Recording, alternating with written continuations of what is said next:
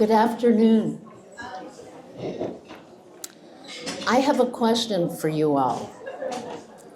How many of you here today are familiar with Happy Feet through the classes and recitals of your children, your grandchildren, or the neighborhood kids, or as in the case with Jamie and Rebecca and me, with your own class? How many people? This is not a surprise. Happy Feet has taught generations of dancers in our midst. Cece Bechelli, today's speaker, began Happy Feet on a wing and a prayer 47 years ago after her own childhood in San Francisco, where she learned to dance, then became a dance teacher and professional dancer herself at an early age. Especially memorable among many performances was when Cece and her professional rhythm tap trio had the honor to open for Gregory Hines at the Marin Center in 2000, and again at his final public performance in 2003. Tap dance is, of course, the first thing you think about when you think about Cece, but her role as an educator is essential to keep in mind. Several years ago, her teaching career took a new turn after she completed her Master of Arts degree at SF State, and where, along with teaching at Happy Feet, she is now a lecturer in the Department of Theater and Dance, teaching dance in its cultural context. For years, Cece has studied and written about tap history. Today, she will give us a look at the women of the tap renaissance, a little-known recent chapter in the history of this uniquely American dance form. At the end of her talk, she will show us some wonderful clips, and we hope to have room in enough time for a couple Q&A, if possible. But we have an extra treat that Cece and Caitlin will do a very brief performance of the demonstration of the Shim Sham, which is the national tap anthem. Before I welcome Cece up, please join me in welcoming Caitlin Bechelli McSunis, Cece's daughter and Happy Feet director.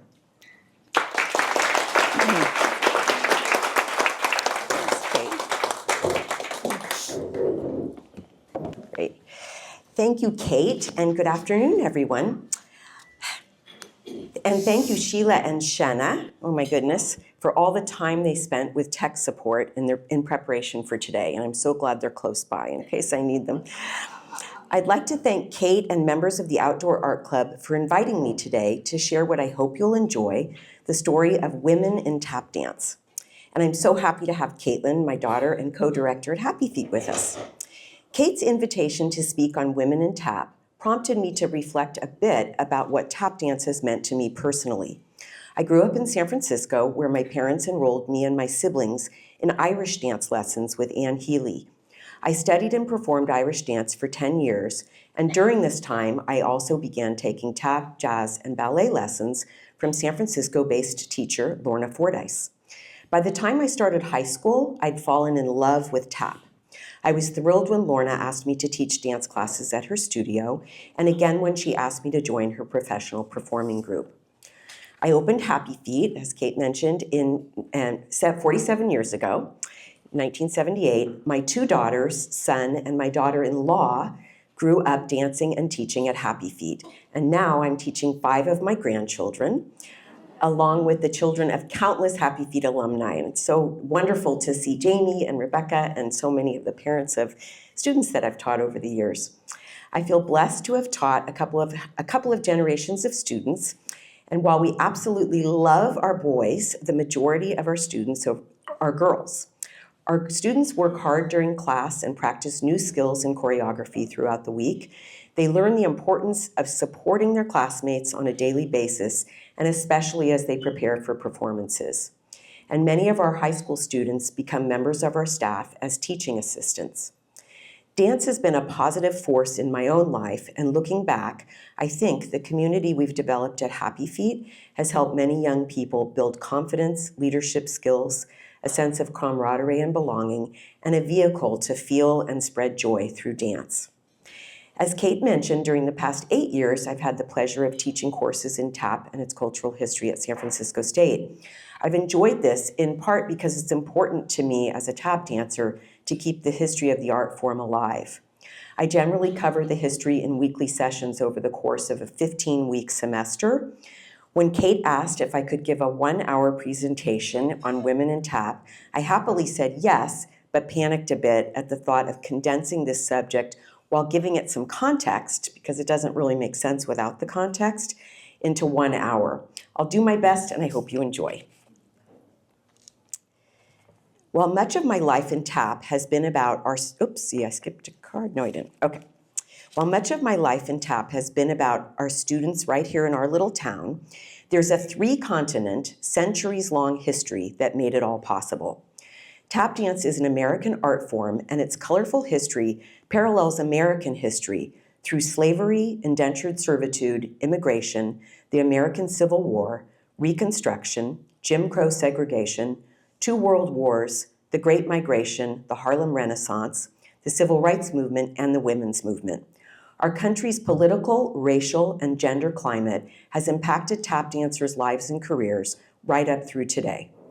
While tap originated in the United States, it evolved over the course of the 18th and 19th centuries from a fusion of African and Irish music and dance traditions with influences from English Lancashire clog dancing.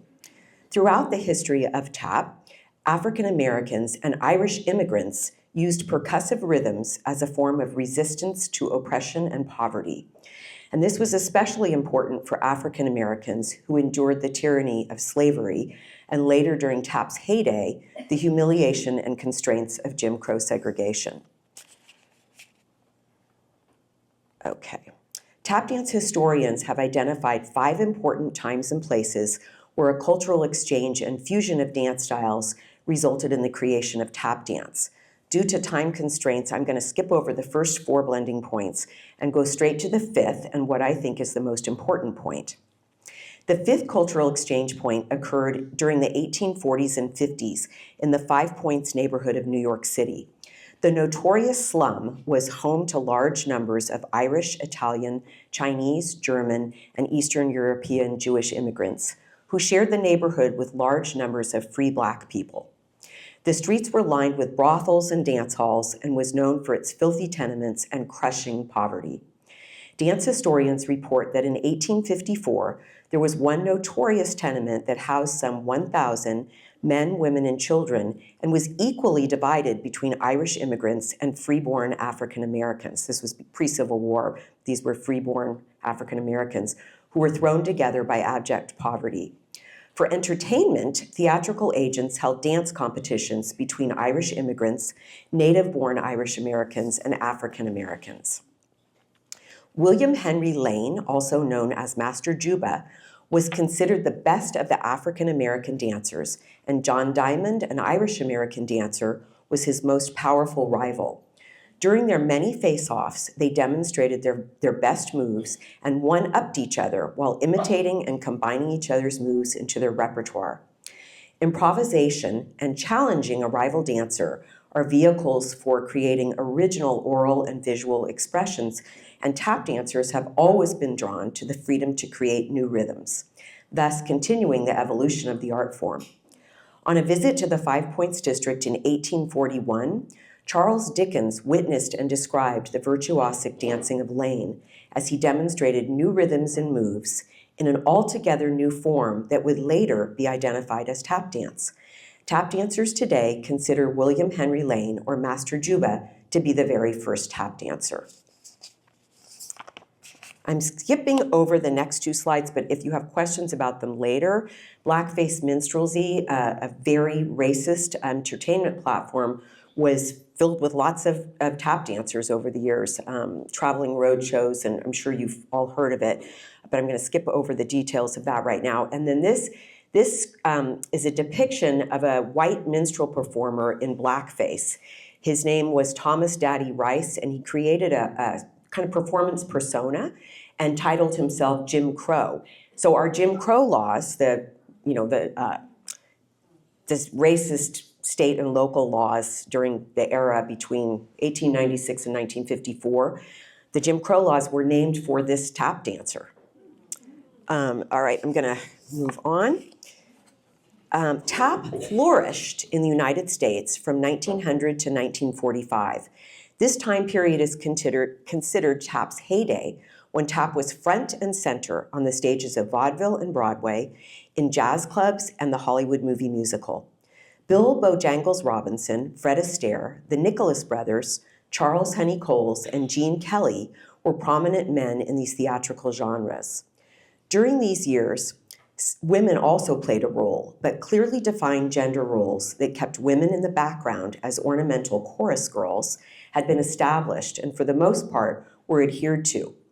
Although women were always present in tap, the art form and its narrative was dominated by men.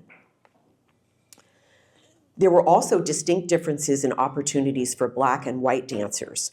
During tap's heyday, Black Americans, particularly in the South, lived and worked within the confines of the Jim Crow laws. For the most part, Black tap dancers worked on the TOBA circuit. And TOBA is an acronym for Theater Owners Booking Association, but also known as Tough on Black Actors. And white dancers worked on the vaudeville circuit. Supposedly, under the Jim Crow bylaws, it was supposed to be separate but equal, but as we all know, it was anything but. One click back to vaudeville. This was mostly people who were white. There's a little bit of interesting information coming up. I'm going to skim over the next several slides just to show you some of the prominent spaces and people from tap's heyday. So vaudeville and Toba, the Cotton Club, interesting here, it was all Black entertainers and all white audiences, and no deviation from that. Interior of the Cotton Club, some advertisement. Then The Jazz Singer in 1927 was the first motion picture with synchronized sound, also known as the talkies. When the talkies came in, other forms of entertainment like vaudeville and Toba began to die out. Okay, and then just some of our, let's see. Okay, sorry. Okay, so I'm just going to click through some of these slides. Bill Robinson, these are the men who were so famous in the heyday. This is a picture here with Shirley Temple.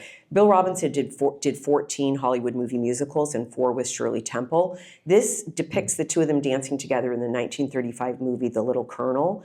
And they were actually the first interracial duet to be allowed in the same scene in a Hollywood movie musical. There were Black musicals and white musicals, and sometimes Black entertainers were also in white musicals, but always in separate scenes. So this 1935 film, I think probably because of the age difference and the fact that he was her really treasured caretaker and they were real life friends on screen and in the movies, they allowed it. But this was literally the first interracial scene shown on a Hollywood movie musical. The Nicholas brothers, just these incredibly famous African-American brothers, never had a formal dance lesson. Their parents were orchestra pit musicians during vaudeville and Toba, and they brought the boys to work often. And the boys picked up tap by watching all the tap dancers on the vaudeville circuit. But you're going to see a clip of them later. They are just amazing. Never, I'm sure we'll never see the likes of them again. And then Fred Astaire, you all know about Fred Astaire, wonderful, beautiful dancer. Gene Kelly, beautiful dancer. More Gene Kelly here.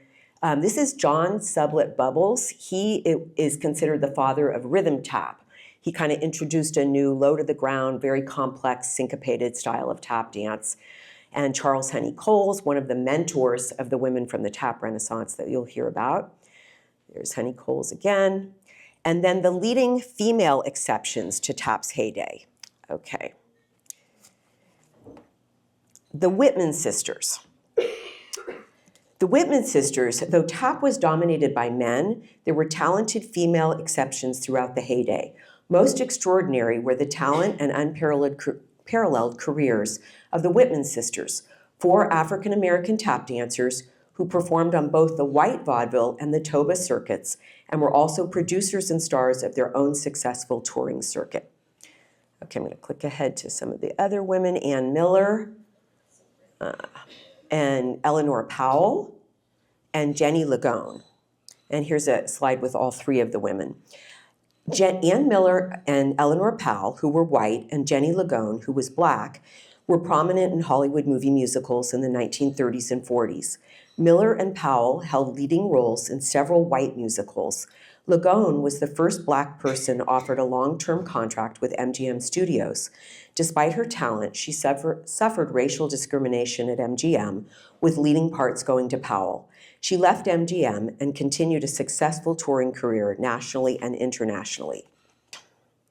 Following tap's heyday, for a number of reasons, there was a steady decline in tap's popularity during the 1950s and 60s. First, click to this. I'm not exactly reading from that, but it's the same information. First, the 1949 death of Bilbo Jangles Robinson, the most beloved tap dancer during the first half of the 20th century, created a vacuum that wouldn't be filled for a very long time.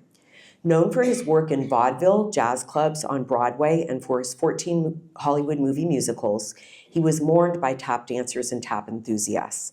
Second, the 1943 Broadway production of Oklahoma changed the course of musicals, resulting in a change for tap as well. Oklahoma, choreographed by Agnes DeMille, was the first of many book musicals that incorporated dance to further the development of the plot. In previous musicals, tap had not been incorporated as part of the storyline. DeMille's ballet not only furthered the storyline, but evoked complex emotion from the audience. Oklahoma cemented ballet as the rage, and the change was irreversible. After World War II, there was a tax levied by square footage on clubs and dance floors, making it very difficult for club owners to pay big bands and large chorus lines of dancers. And at the same time, the unionization of stagehands and musicians also resulted in increasing expenses for club owners, and many of them couldn't afford to put on big shows anymore. Many tap dancers hung up their shoes and took work in unrelated fields. The music scene also had to adapt because there was no longer space for large swing bands. Smaller bands playing bebop with its frenetic rhythm shifts became the rage. Some tap dancers were able to work with bebop music, but many preferred the swinging rhythms of jazz. And during the 1950s, rock and roll was coming in, and tap dance continued to lose momentum. During the 50s, the introduction of the television set in American households negated the need for families to seek out live entertainment on stages.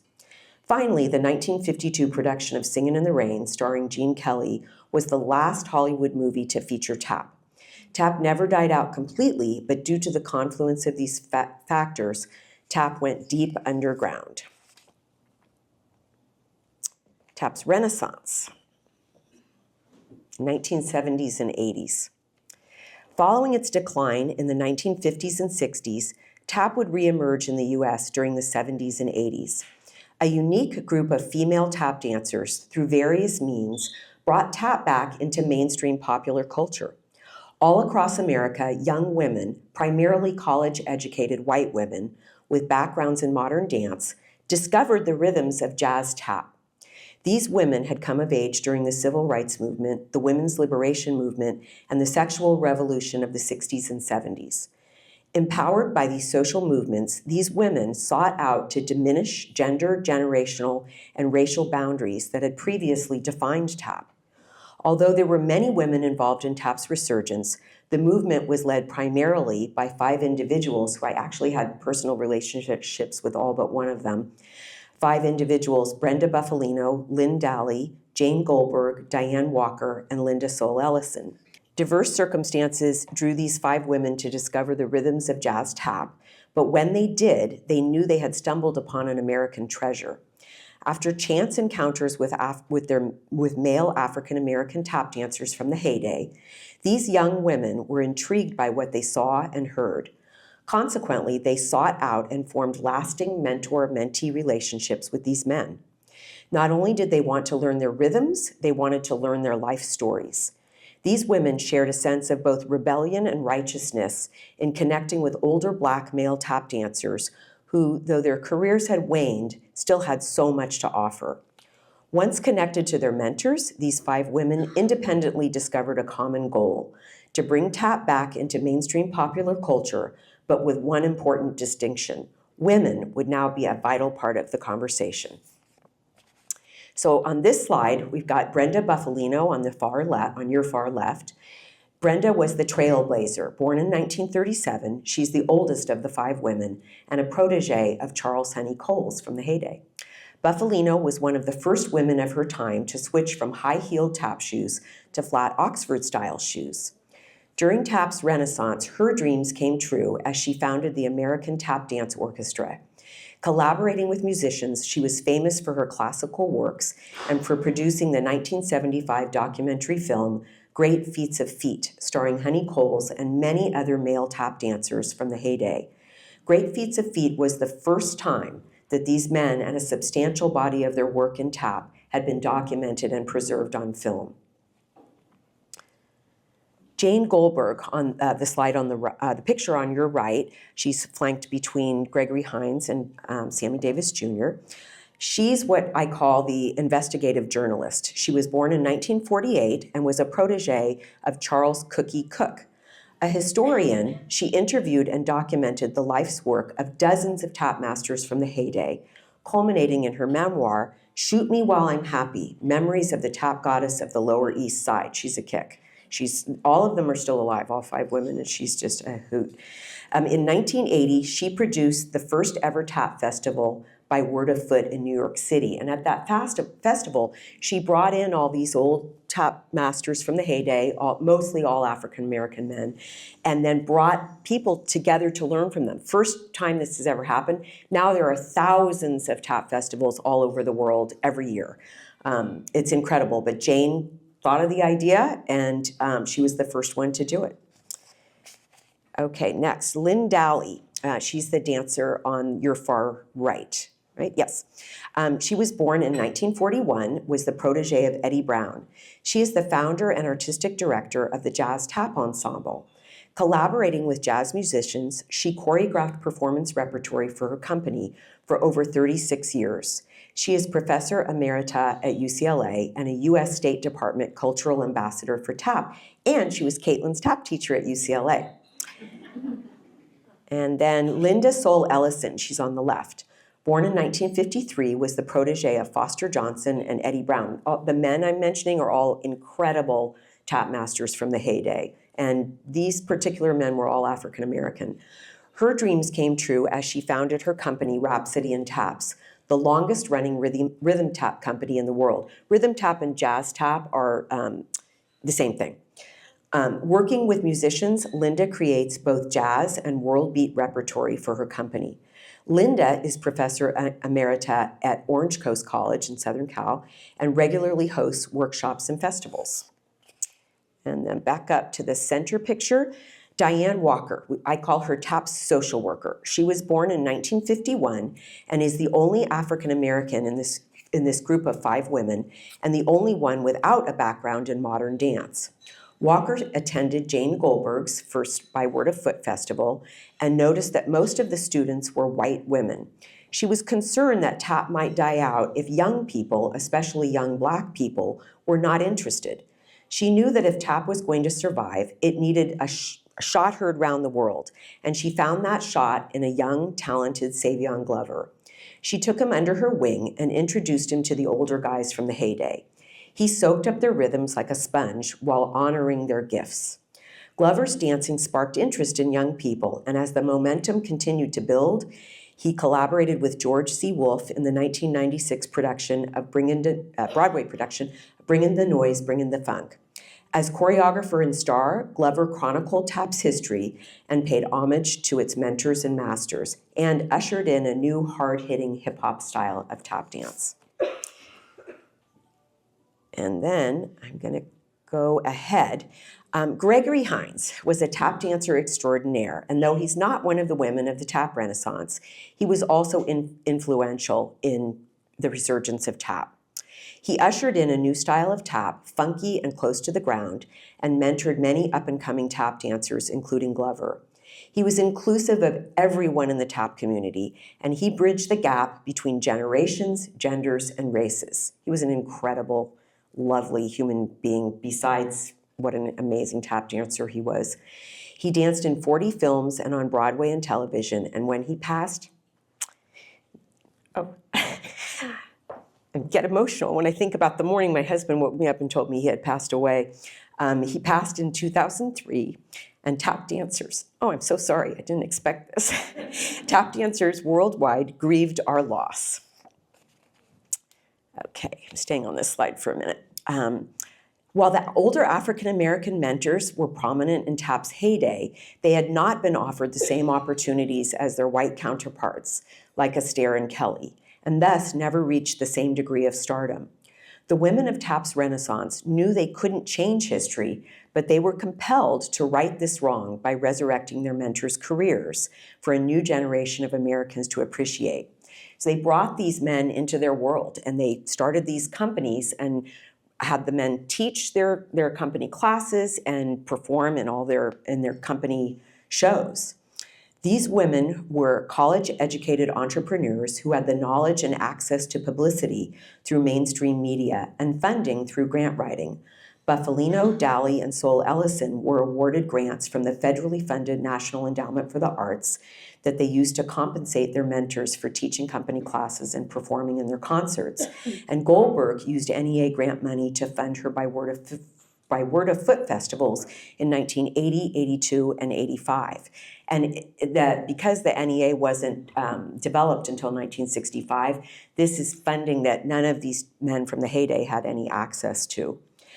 These 5 women worked to honor the life work of their mentors while creating festivals, companies, and documentaries that made possible both the preservation and continuation of a tap archive and the promotion of a gender-neutral, interracial, and intergenerational community of dancers who continue to create expressions of freedom, ensuring the continued evolution of tap. Because I'm a bit younger than these 5 women, I didn't discover the tap masters until the late 1980s, when my teacher, Lorna, invited Brenda Buffalino to teach our professional group in the city. Brenda taught us beautiful combinations that included rhythms of the masters. She also introduced us to her flat Oxford-style tap shoes. From that day on, we switched out of our high heels. Jamie, you remember, Jamie was one of my first students and stayed with me all through high school, as did her sister. Jamie wore the high heel tap shoes, and so she was part of the generation that was with me when we switched to the flat shoes. From that day on, from the day we met Brenda, we switched out of our high heel tap shoes and into the flat shoes that we still wear today. Then in the summer of 1991, a few years later, I heard that tap dancers Steve Condos and LaVon Robinson were going to be teaching a rhythm tap workshop in the city. I'd seen Steve Condos dance in old movies, but had never heard of LaVon Robinson. Taking classes with these men further opened my eyes to their beautiful rhythms, and from that point forward, I also sought out the older rhythm tap dancers and the women from the Renaissance who'd learned from them. Before these men eventually passed on, I was able to take classes from many of them in SF, LA, and New York.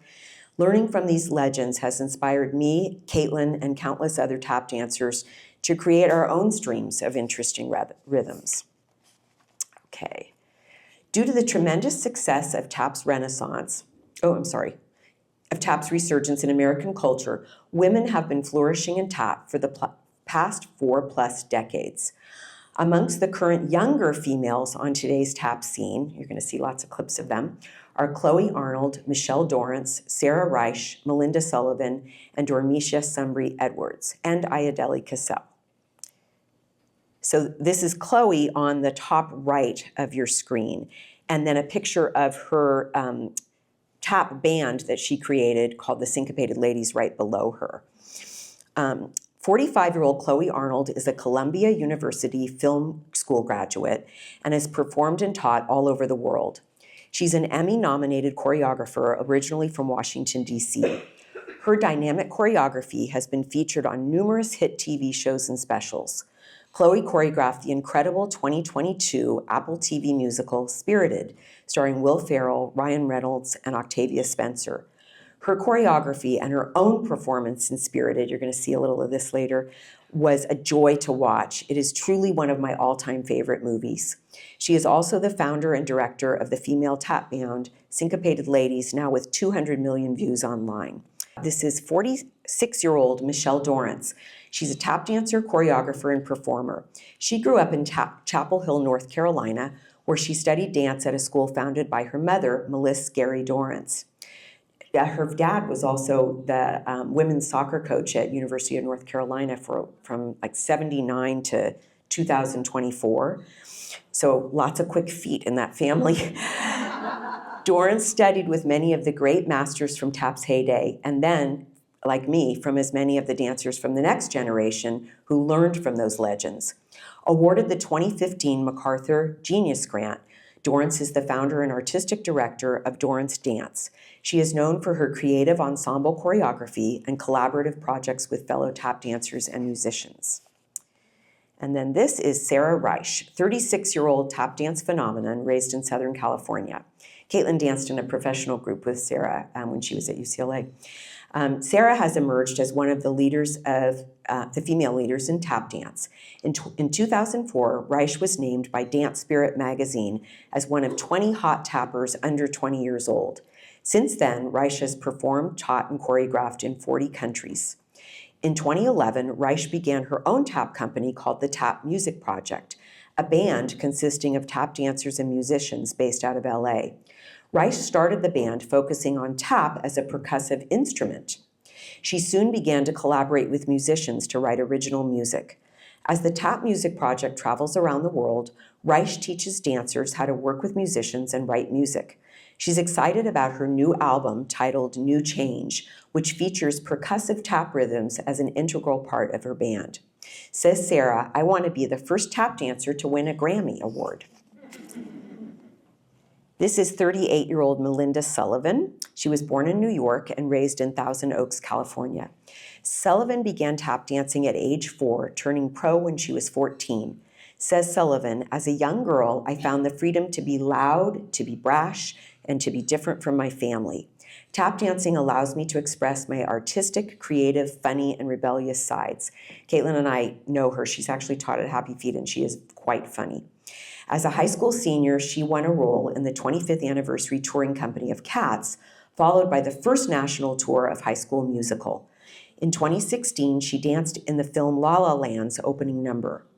After a 2017 performance with Dorrance Dance, New York Times critic Gia Corliss described Sullivan, along with 2 other dancers, as 3 singularly and rhythmically brilliant dancers who are part of the traditional tap scene, but who also live in the commercial world. And now this is 49-year-old Dormisha Sumbry Edwards, was born in Englewood, California. She is a tap dancer, choreographer, and instructor who is considered by her peers and all tap dancers to be the mistress of a generation for her impeccable rhythm, style, and improvisational skills. Sumbry Edwards and her husband, tap dancer Omar Edwards, opened a tap school in Harlem in 1998, and in 1999, she appeared on Broadway in the Tony Award-winning Bringin' the Noise, Bringin' the Funk as the only female tap dancer. She's a phenomenon.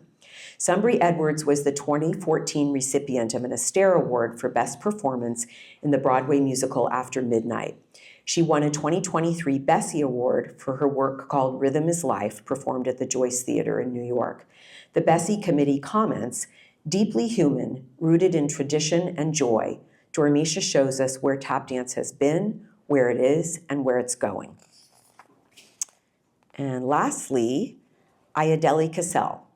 50-year-old Ayodele Cassell is a tap dancer and choreographer who was born in the Bronx. She attended the Tisch School of the Arts at NYU. In 1995, at the age of 20, Cassell became friends with an amazing tap dancer, Bakari Wilder, who taught her tap steps and was impressed with her innate talent. He encouraged her to continue studying tap and introduced her to Savion Glover, who helped launch her career. Cassell became the only female cast member of Glover's company, Not Your Ordinary Tappers. In 2021, she won a Bessie Award for her tap concert Chasing Magic. You're going to see a little clip of that at the Joyce Theater. And in 2022, she was a Drama Desk Award nominee for Outstanding Tap Choreography for the recent Broadway revival of Funny Girl. And then, okay. As a direct result of tap's renaissance, these younger women are carving out their own rhythms of resistance against the traditional male narrative from the heyday. These young women are living proof that there has been an authentic change for women in tap, who are now joyfully expressing newfound musical and rhythmic freedom. And just for fun, I'm just going to show you a slide of Savion Glover, since I've mentioned him so much in here. And I think now, that went by really fast. I thought it was going to be really long, but it went by fast. Now we'll move on to our video clips where you can see some of these amazing dancers in action. Okay, so now I have a couple little things I have to do here to get onto the next part of the presentation. Okay.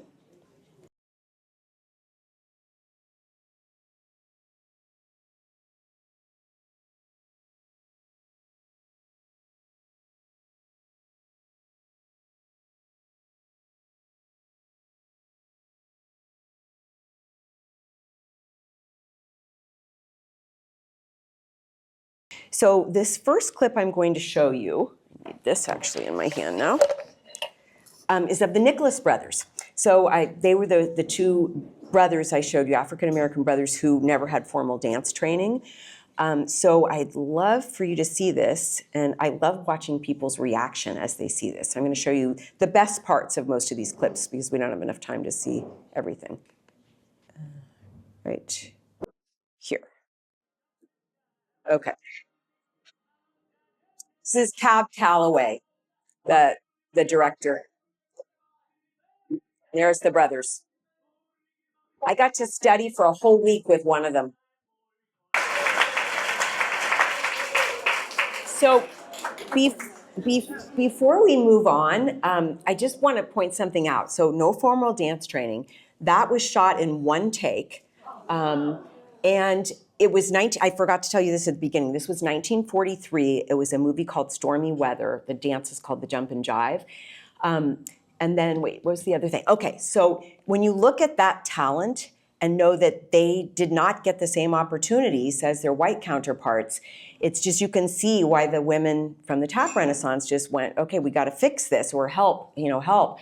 And both of the brothers were part of the groups that the women brought into their companies to teach and to do guest appearances. So it was wonderful. It was wonderful to see their careers resurrected. The older of the two brothers, Fayard, I got to take a week-long workshop with him in 2003. So, I started kind of figuring out, okay, they're getting old. I got to do this. So I just, found as many of them as I could and took lessons from them. So anyway, I'm going to move on to the next one. Do we need to turn off any lights? Some of the clips are a little darker. So is everybody okay with? Okay, great. All right, let me go on. Now we're going to go to Bill Robinson and Jenny Lagone in 1930. Oops, sorry, Sheila. We're going to go to, I shouldn't try to multitask.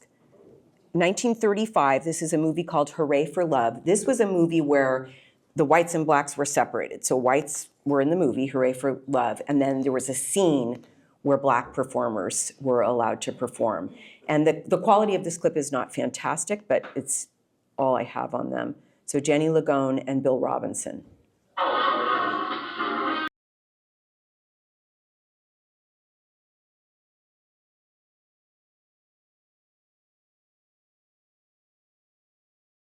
Okay, next is Eleanor Powell and Fred Astaire in the 1940 Broadway medley of 1940, and the number is called Begin the Begin.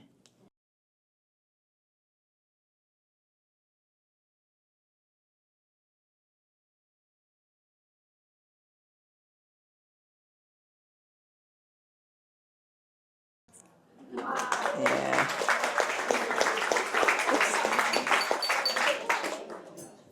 Okay. Okay, next we have Ann Miller. And this was from the 1948 movie Easter Parade. And this is her singing and dancing to Shakin' the Blues Away. 17. And I'm going to fast forward to where just before she starts to stop singing and dance.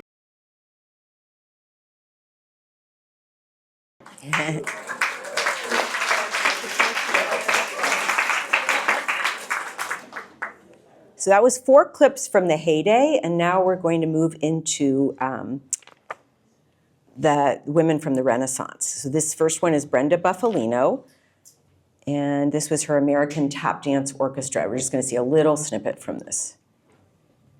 Okay, and then we're going to move on to Linda Soul Ellison, the woman who started the longest-running tap dance company, Rhapsody and Taps.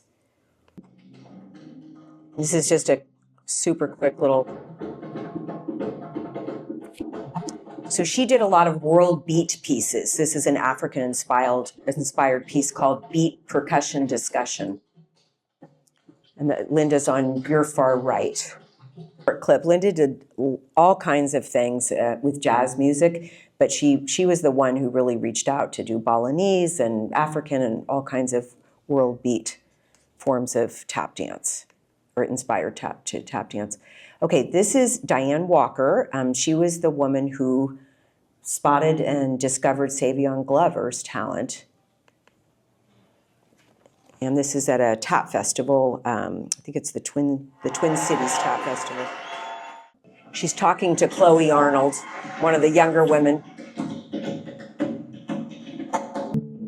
Caitlin and I have taken many classes from her. She's amazing. And the last of the 5 women of the tap renaissance, Jane Goldberg, the the journalist, didn't really perform. But the last one is Lynn Daly, Caitlin's tap teacher from UCLA. And this is just a little kind of a montage of a couple of pieces from her jazz tap ensemble company. It's very short. She's dancing with a Bay Area dancer on your right, Sam Weber. And on her other side is Channing Cook Holmes, an LA-based tap dancer. Now we're going on to the women of today's tap scene. You're in for a treat here. This is Chloe Arnold dancing to Rise Up with the Syncopated Ladies. And I want to tell you a little bit about this one before we start it. Chloe choreographed this piece in 2016 with the intention of releasing it the day after the 2016 presidential election. So she, and of course many others, thought Hillary Clinton was going to win, and it was going to be a celebration piece about women. She released it anyway, and it's just the most beautiful piece, and it makes me cry every time I watch it.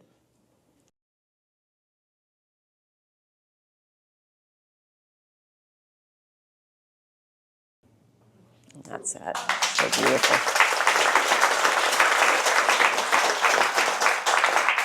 So I'm going to go on to Chloe's choreography, same artist, in the 2022 Apple movie Spirited.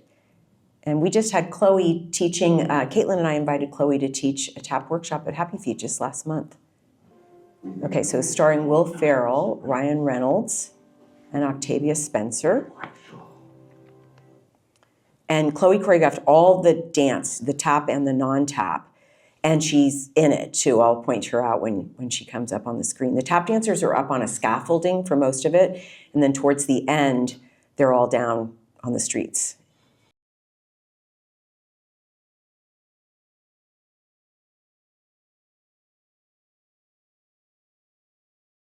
Okay.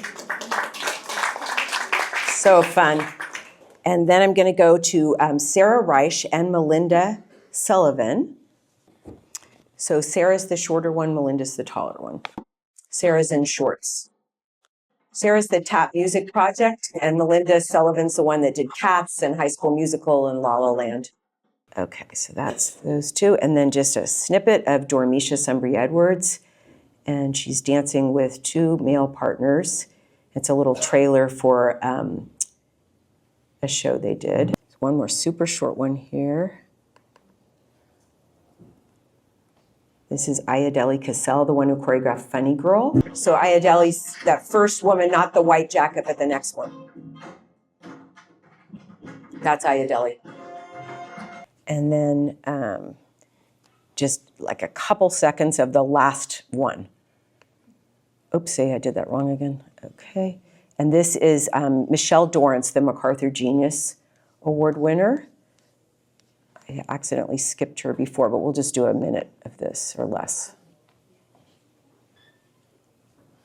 Okay, so we're done with the clips, and I think Caitlin and I are gonna do a little tap demonstration for you, but while Caitlin's getting her shoes on, I just wanted to say that Caitlin and I periodically host master classes with legends and leaders of tap at Happy Feet for our students and other Bay Area tap dancers. These master teachers have included men and women from tap's heyday, renaissance, and today's tap scene, including Linda Sol Ellison, Melinda Sullivan, and the late Arthur Duncan, famous for his 17-year-long stint tap dancing on the Lawrence Welk Show. And just last month, we hosted Chloe Arnold for the second time. Studying with these renowned guest teachers has inspired our students to envision new possibilities for themselves. And in conclusion, if our students dance with us at Happy Feet for a few brief years or from preschool through high school, we hope they feel empowered by their own ability to succeed. Whether they go on to college dance programs, pre-professional dance programs, or to other areas of interest in college and beyond, we hope they are able to apply the intangible skills they learn at Happy Feet, such as communication, teamwork, problem solving, and adaptability to new endeavors. Caitlin and I feel such joy teaching our students to dance and about its history. And we are lucky to see joy reflected back on their faces on a regular basis. We hope that when our students graduate and move on to the next chapter in their lives, they will continue to feel that joy, whether it be in dance or whatever else they decide to pursue. And we'll do our shim sham for you. Okay. All right, it's very briefly, very briefly.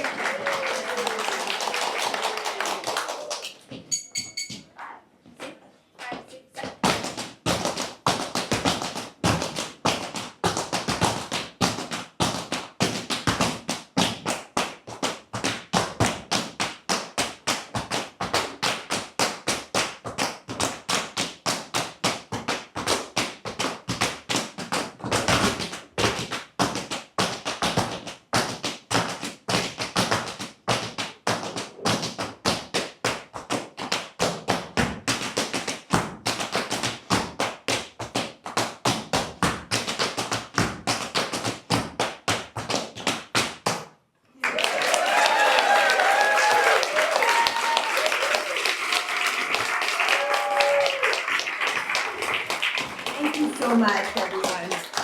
I hope you enjoyed it. Thank you, Cece. Thank you. If anyone would like to stay, they will be here for a few I'm minutes. happy to answer any questions. I'm sorry it went over.